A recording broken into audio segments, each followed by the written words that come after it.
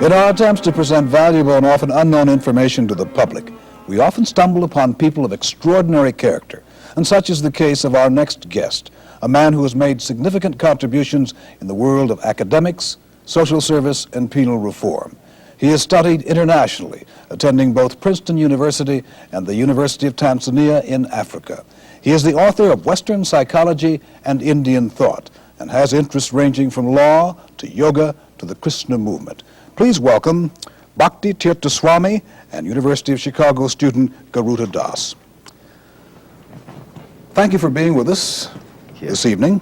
Swami, I'd like to ask you, you are currently directing a program called Urban Spiritual Development. Tell us a little bit about it. The Urban Spiritual Development Program, it's a rather new aspect of the Krishna conscious movement, and it deals basically with social welfare concerns. For instance, my particular area is dealing primarily with helping to deal with establishing restaurants which are serving as cultural centers. For instance, in our restaurants, we have them in Cleveland and Washington, and we feed people at a very nominal price. And some days we open the restaurants and we serve them food free, vegetarian foodstuffs. It allows them a chance to have contact with people who are engaged in very moralistic and philosophical concerns. For instance, in Washington, we've been making programs with the government, and they have arranged so that prisoners, when they're released, they're sometimes sent to our facility. And we speak with them and sort of give them a certain kind of moral stimulation, which allows them to go out in society and to feel more productive, and to actually to adopt more of a spiritual kind of consciousness. I take it you're proselytizing, are you not? No, just recently there's an interesting article in the Washington Afro-American paper in Washington, and they were particularly speaking to that point, that categorically that they felt that the service we were rendering was very significant, and the fact that we did not try to convert anyone, but we simply gave them positive alternatives. But now, if someone wants to join our society, then surely he has full opportunity. As a consequence of the program, how many people have been converted to your beliefs? Well, at this time, we have a few who are interested in joining. Now, we are more interested in just giving them a chance to study ours, because this is a very scientific process, and it demands very much from an individual. For instance, we're celibate, and there's what is called brahmachari life, where one takes the life of celibacy. Now, my colleague who's with me, Garuda, he is a household or a family member, but we do not engage in illicit sex and drugs, intoxication, or meat eating. So we like people to join us who are very serious about trying to understand more about the human condition, and people who want to have a very direct and personal realization of God, and those who want to be able to see themselves as servant of mankind. And so after an individual who would want to join in your beliefs accepts this, will you accept that individual?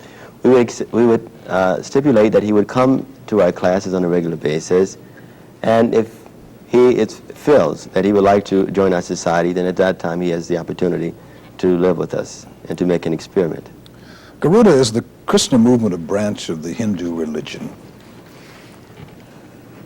That is the scholarly way of classifying Krishna consciousness often. But the word Hindu does not appear in the Vedas at all.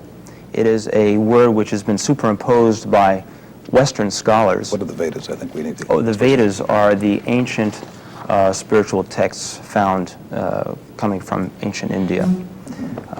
The four Vedas, Rig, Yajus, Artha, and Sama. And also the Upanishads and the Bhagavad Gita could be considered Vedic literatures. And so the bottom line is?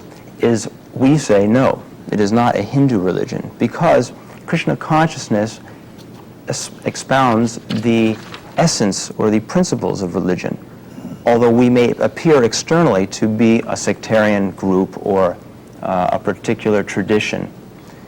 Rather, if one can go a little bit beyond the outer or the externals, one can easily see that what we are concentrating on are the principles of religion, or the real essence of religion.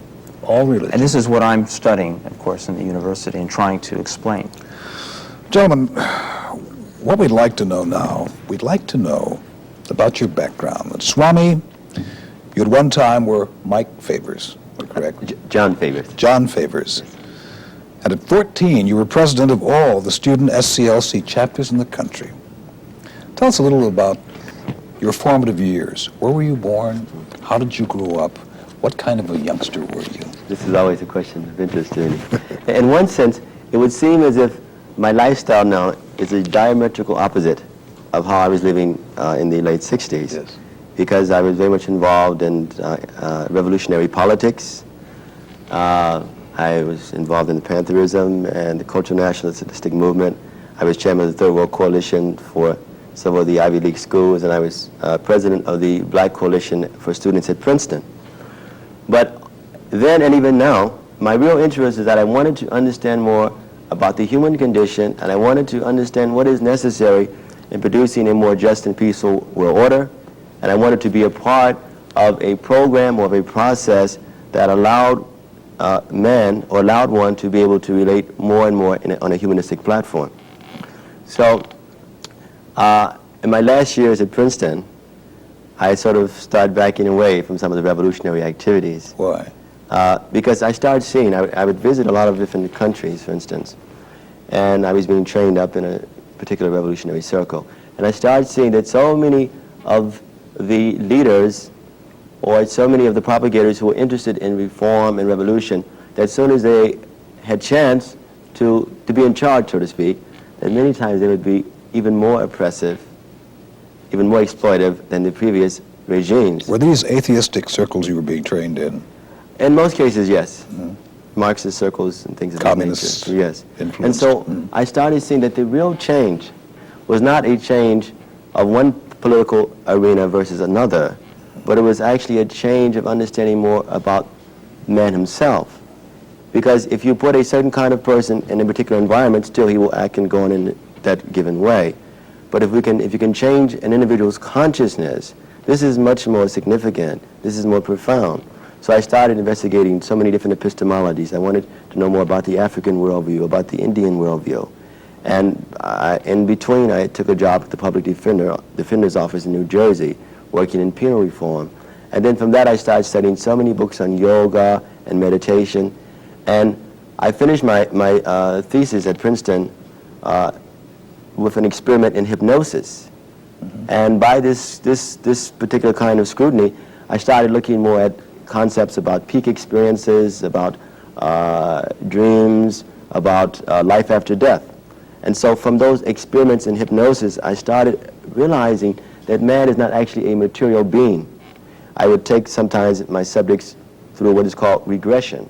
I would take them back to age 15, to age 5, back to the womb, and even back further. You could do this through hypnosis. Yes, through hypnosis. And from that I could see, and there were ways to test to see if actually one was speculating, conjecturing, or whether it was actually fact.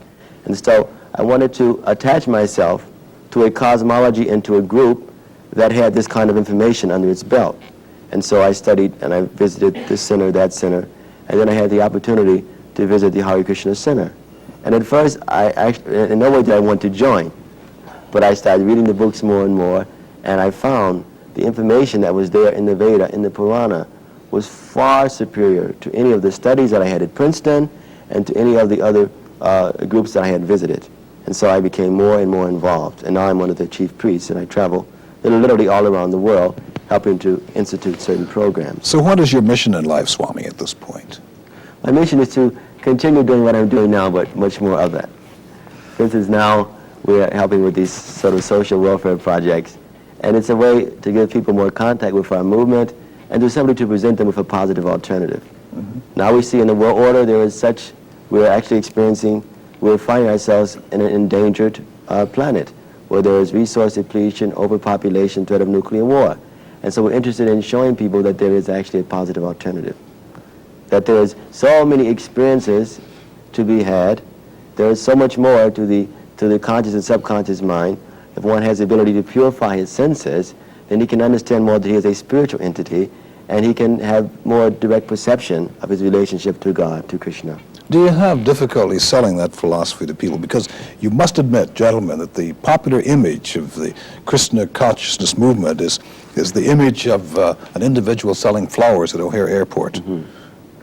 Are you concerned about that kind of stereotype, if you will? We are concerned, and that we're concerned that people choose to speculate rather than to educate themselves on our position.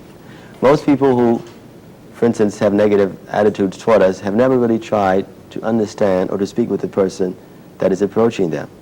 This says, I'm a graduate from Princeton, and my colleague is a graduate from Harvard, and now he's attending University of Chicago. They will find that our people have exceptional intelligence. Even our students, our children, there are various sociological tests have been done, and they've found that they're actually above intelligence. So if they would take the time to scrutinize, to really see what we're doing, many people would be very astounded and very amazed. Garuda, I'm just curious, tell us a little about your background. Well, what was your name before you changed it? Graham Schweig was my name, is still my legal name. Yes. I come from a background that was very much oriented toward the arts, not so much religious at all, mainly toward the arts, and I also was very much involved in the arts, and particularly music and architecture even. That's significant because I always took to the arts in a way that I was always trying to go deeper and deeper. I was trying to go to the arts to take me further and further toward truth, because art does provide truth, not maybe in the way modern scientific inquiries would require, but certainly there is a truth in art. And so I always was sensitive towards that truth, and I kept trying to go further and further, and soon I found myself going into various philosophies, religious scriptures I consulted to try to get more and more sensitive to what truth is and what its nature is and so forth. And then finally, through reading many Bhagavad Gitas, I read 13 translations of the Bhagavad Gita and never found any of them really transmitting, it seemed, what the content of the Bhagavad Gita is. So back then I was exegetically sensitive. And finally I came across our spiritual teacher's Bhagavad Gita, Bhakti Tirtha Swami Prabhupada. And there, for the first time, after 13 other Bhagavad Gitas, I was able to understand the real message of the Gita, and how it, and there we find the Gita addressing us fully, whereas the other Gitas were translated either for some scholarly exercise or for some kind of sectarian preference, or so ultimately I came to Krishna consciousness to understand the supreme aesthetic, or God as the most God as the all-attractive, supremely beautiful being, which is an unusual concept in the history of all religions. That God is the all-attractive. Usually, God is the Big Father, or which is an acceptable relationship with God. But what makes Krishna consciousness unique, is that God is all-attractive. He's the most beautiful. And I guess, Swami, you would agree with that. I have one final question for you, Swami. You speak of the high level of intelligence of your members, and yet, can you offer any hope to the inner city youngster who perhaps is looking at you at this moment and say, what can he do for me? Can he bring hope out of the desperation, out of the chaos of my life in the streets? What can you say to that, Swami? Yes, unequivocally. Because Krishna consciousness, it is a movement for the entire world. And it is more than a religion, it is a science. For instance, we do not disagree with the Bible, the Quran, the Torah. But we feel that if a person wants to have a more intimate relationship with God, then we can afford this. Now, ultimately, everyone is looking for pleasure. And that pleasure can be found from coming from the source. Everyone wants pleasure. Intellectual pleasure. We categorize that, but pleasure in general. But obviously, the highest pleasure can come from the source of pleasure. You want something, if you can actually find the source, then you're much more likely to be able to get a nice supply of that. So therefore, the source is the controller, and the controller is God.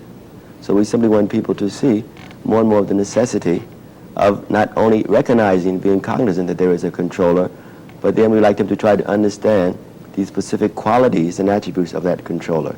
And that is what Krishna consciousness offers, which one will practically not find in any other philosophy or religious school. But that's an awfully intellectual argument, isn't it? I mean, how do you reach people who perhaps are not so intellectually inclined? Yes. How do you do that? Then we have, just as we have these social welfare Yes. programs, we do not necessarily speak so much philosophy. We offer them, we let them see a very interesting culture that is based on real wonderful exchanges, and a person can involve himself as much as he likes. Good. Thank you, Garuda. Thank you, Swami. Thank you. We'll be back with Common Ground in just a moment.